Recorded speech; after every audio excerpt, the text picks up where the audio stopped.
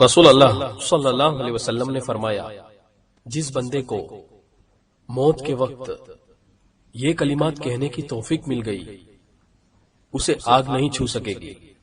لا الہ الا اللہ واللہ اکبر، لا الہ الا اللہ وحدہ لا الہ الا اللہ وحدہ لا شریک لہ، لا الہ الا اللہ لہ الملک ولہ الحمد، لا الہ الا اللہ ولا حول ولا قوت الا باللہ۔ اللہ کے سوا کوئی عبادت کے لائق نہیں اور اللہ سب سے بڑا ہے۔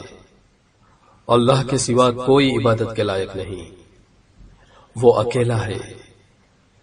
اللہ کے سوا کوئی عبادت کے لائق نہیں، وہ اکیلا ہے، اس کا کوئی شریک نہیں۔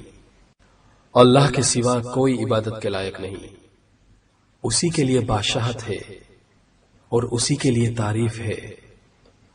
اللہ کے سوا کوئی عبادت کے لائق نہیں اور اللہ کی مدد کے بغیر گناہ سے بچنے کی طاقت اور نیکی کرنے کی قوت نہیں۔